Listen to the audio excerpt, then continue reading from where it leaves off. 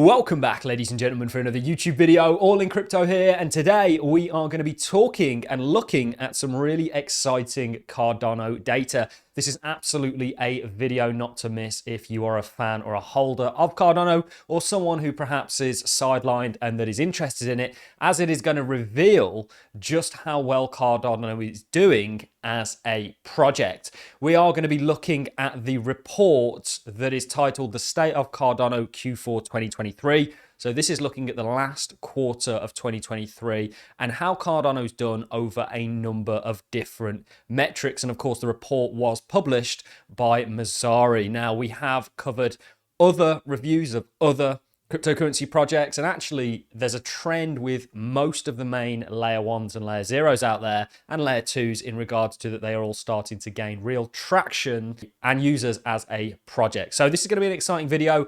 Really where I want to start though is with Charles Hoskinson's thoughts on all of this that were revealed to us on a recent live stream that he did over on his YouTube. So we're going to start the video off with a small clip of Charles Hoskinson talking about the state of Cardano and the excitement that he has for it at this point. And then we are going to be diving over to the report and looking at the metrics and the data that they share with us. Let's play the clip of Charles. And I'm very glad that a report came out that actually shows a lot of encouraging and positive things. And it's a good way to close the year. And I'm very glad that we have that, because we as a community should be congratulated for the enormous effort to build in a bear market under constant criticism, and have on the other side something better than what we left. And this is going to be by far our most productive year as a project. Every single entity is firing on all cylinders. We're learning and growing together. So thank you for that. And to the rest of the space, well, you can just watch us as we continue to succeed and continue to grow. And there's a lot of great partnerships to make. We've already reached out to many. I was in a VeChain X space recently. Definitely have lots of great relationships in the Algorand community. Obviously, Partner Chains brings in the whole Polkadot ecosystem and a lot of great collaborations, discussions. We had a summit in Scotland just a few weeks ago in Edinburgh, QSIG for quantum signatures with the Ethereum Foundation, potentially some collaboration outreach that can be done there. So overall, there's many different things that are happening and more things to come. The Africa portfolio is looking incredible under John O'Connor. RealFi has really coalesced 6 years of learning across the continent to a product suite that realizes a dream that I've had for over a decade, that people should be able to get access to low-cost credit and be their own bank. You know, the economic identity and agency. Atala Prism has moved over to Hyperledger. It's now a Hyperledger open source project. How about that? Right there with IBM and on the rest of the gang. And so our identity framework, the Apache 2 framework, which it's under Apache 2 license, it's ready to go and people are using it. Prism pioneers, people are starting to build use this self-sovereign stack for their applications. And that's just today. It's here. Reflect is doing a great job. They have a lot of cool things coming soon that I think people are going to be very happy about, especially cross-chain plays, game portfolio that's being constructed. The digital twins idea is really starting to take shape, as you guys saw NFT XLV. A lot of community events are starting to merge and come together and cooperate and work with each other. Catalyst is going incredibly strong and it continues to strengthen. And it's going to be fun to merge Catalyst into the budgeting process and figure out how to get those two sides together. And the community is going to come together and create a 2025 Cardano budget this year, which will open up that sovereign wealth fund, which has nearly $900 million at the current price, and allow that to be used for the goodwill and growth of Cardano. So this is a strong and healthy and vibrant project with so many great leaders who wake up every single day and they make this their first thing that they do. And they love being here, as do I. And we're going to keep chipping away at it. We're going to keep building. And I'm very excited about the future. So much pointed out there by Charles Hoskinson. It is going to be an exciting 2024. Those of you that watch me regularly will know that we do believe the cryptocurrency market is in a bull market. We've ultimately been assessing a fundamental change for Bitcoin since the start of 2023, and things have followed suit very well. And we are now at a stage where we are predicting higher prices for Cardano. And actually, we have been covering that on multiple videos. First of all, with our 2024 potential price prediction, and then looking at a number of sort of correlating factors. that also compound our reasoning in regards to expecting Cardano to have a good year in 2024. That's from a price point of view. Actually, from a project point of view, it is going from strength to strength. And I do think you're going to see this continue with the likes of partner chains coming online. You guys will know that I do have some concerns when I weigh up Cardano against other layer ones and layer zeros. I will be talking about that in a video where it will just be me and the camera. Not to alarm anybody, but I do see some concerns, some areas where I think Cardano is falling behind. I have to be honest. I'm not trying to win viewers by telling you guys what I think you want to hear. We're here to be honest and give you a logical perspective on things, but that's for that video. Let's dive in to the state of Cardano for last quarter, and it's titled the State of Cardano Q4 2023. And let's get into it all. So it starts with key insights, which we'll read. We'll skip over the primer because, of course, I'm sure we're all very much up to date on what Cardano is and what it does. But key insights, Cardano's TVL, which stands for total value locked within its DeFi space, increased 166% quarter on quarter and 693% year on year. These numbers are massive.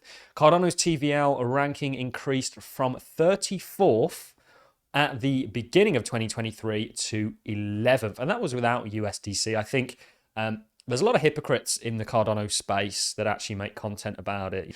Moving on, Cardano stablecoin value increased 37% quarter on quarter and 673% year on year. IUSD remains the market cap leader, but alternative solutions such as USDM are approaching mainnet. We have interviewed Mehen. ADA's price increased 127.2% quarter on quarter, outpacing the overall crypto market's increase of 53.8%. The specifications of Midnight were released, such as the use of Substrate, which of course is from Polkadot. Midnight is a data project-focused partner chain, sidechain. I think Cardano or Polkadot is actually way further ahead than Cardano in this kind of partner chain, sidechain model. 52 parachains already, i.e. similar concept to partner chains already available, but again, that's for another video. So core infrastructure such as SanchoNet, Hydra, and Mithril continued development and testing. It then goes on to list a primer, and then we get into our first key metric. And this is Cardano's key metrics overview. You can see the ADA price was up year over year, 155.2%. Circulating market cap was up 145.3% year on year. Quarterly revenue grew 21% over the year. Average daily active addresses jumped up 38%. Average daily transactions 11.3%, and active stake up 10.2%. Remember, we do have a stake pool. ALLIN is the ticker if you want to stake and support this channel. Total value locked rose a whopping 693.4%. Average daily dApp transactions grew 38%, and average daily NFT trading volume grew 68.3%. So very, very impressive. If we dive over to Cardano's financial overview, it's much the same stuff. So we've covered ADA's price, the market cap, and the fully diluted market cap. The circulating supply only increased 0.1%. Very good rate of inflation.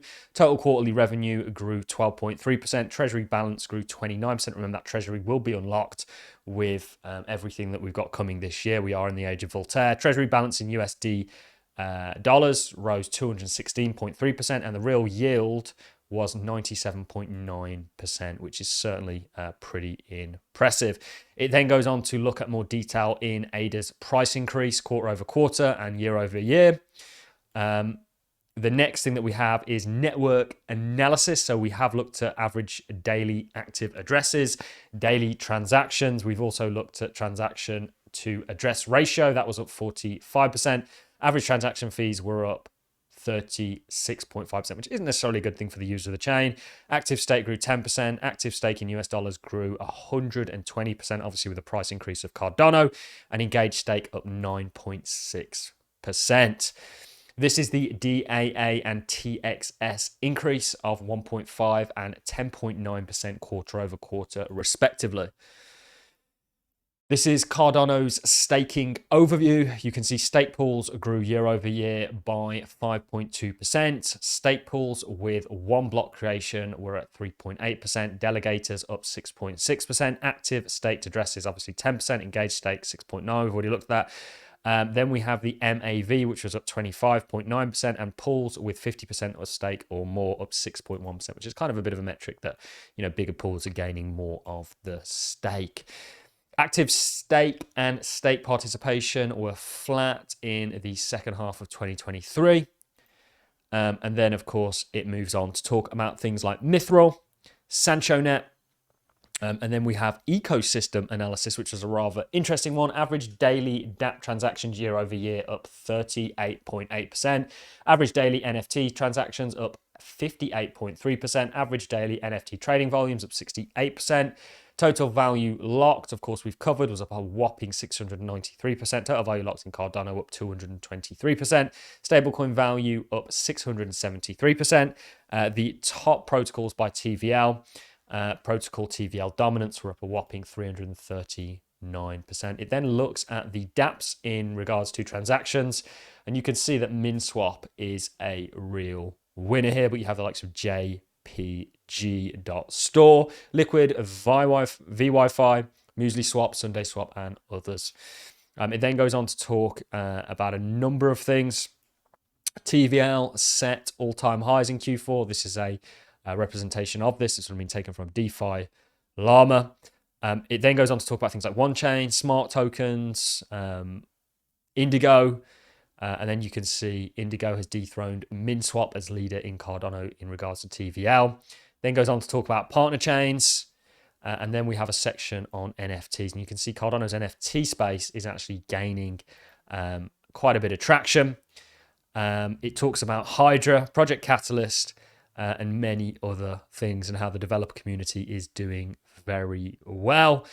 Q4 2023, so the last quarter of last year, we saw some pretty insane growth across the board, certainly for the year. If you look at that entire year, I expect that to actually intensify in 2024 and potentially beyond. Certainly as price is going to now bring a lot of interest back into the space. A lot of people have taken their eyes off crypto back into it, and new opportunities and new possibilities. So by all accounts, 2024 is going to be a good year, not just from a price point of view that we have technically higher targets for, but also likely from a developer project protocol point of view. So a very exciting 2024 ahead of us. We've done quite a lot of videos covering the Cardano price, so we kind of wanted to jump in and talk quite a bit about fundamentals and kind of where they're at, but nothing but positivity across the board. That is really all I have for you, ladies and gentlemen. If you've enjoyed this content, a like is greatly appreciated. So is a comment. Have a happy Friday, and I look forward to seeing you all in the next one. Thanks a lot for watching. See you in the next.